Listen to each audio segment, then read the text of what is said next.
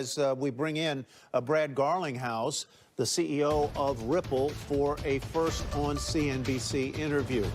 Brad, welcome. Good to have you with us. And this is an interesting story. I'm going to pick up where Kate just left off, which was the idea that investors may have thought that in buying XRP, they were buying a security that gave them shares or some ownership in Ripple. Why is that wrong on its face? Well, first of all, Tyler, thanks for having me. I think this is an important issue. And I think there has been confusion out there. Ripple, the company, as Kate introduced, we have shareholders. We've raised capital from venture capitalists, from actually institutions, and even banks like Standard Chartered is a shareholder. XRP is a separate thing altogether. It is a currency that trades in the marketplace. In the last 8 years, over $1 trillion of the currency has traded. And so what we find is, the SEC, in my opinion, having watched this for many, many years, taking a position now that is, frankly, I think, with one foot out the door, a little bit incredible to kind of take the position after 8 years. There are a variety of cryptocurrencies, including XRP and obviously Bitcoin and others. Why do you think the SEC is it something in the structure of your business that makes the SEC concerned that there may be a securities violation of some sort in here? What's different about the way you are structured that would cause them to potentially file a suit?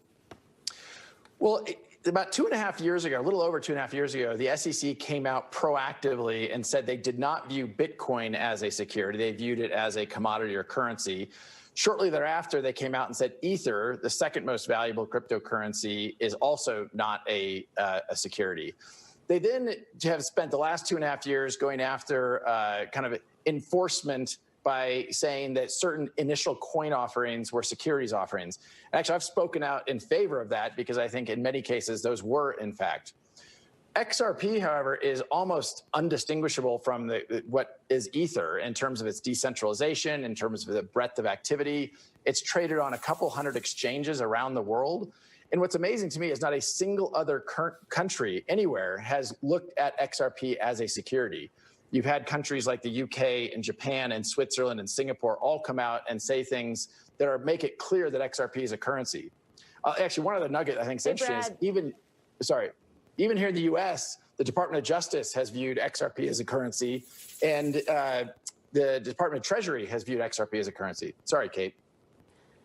That's right, Brad. Kate here. Good to see you. Thanks for coming on. I want to ask you, you mentioned some of those exchanges. I want to ask you about the broader implications for others in the industry. Coinbase is a big name we talk about a lot. They see about 12% of their trading volume in XRP. That company is about to IPO. What would this mean to some of the global exchanges that hold XRP or facilitate trading of XRP on those exchanges?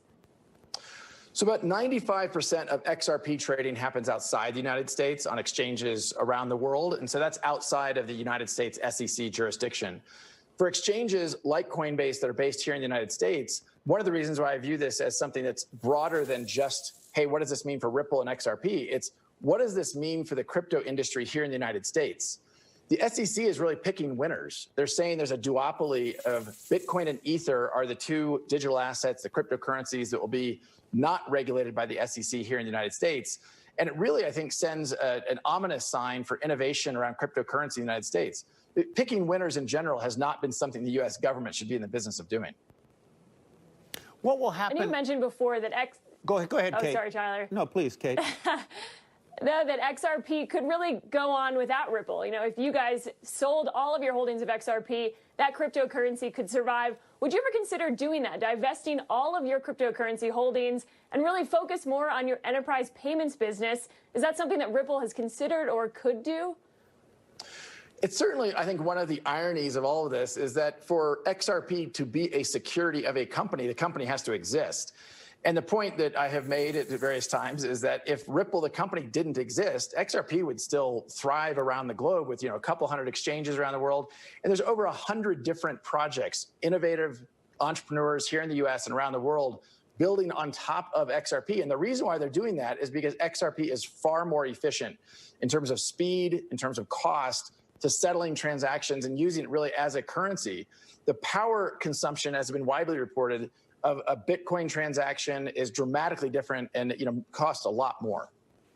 All right, folks, we got to leave it there. Brad Garlinghouse, thank you for your time today. I'm sure this will be one we'll be following up on. And Kate Rooney, thank you as well. Thank you both. You bet. All right, Tyler.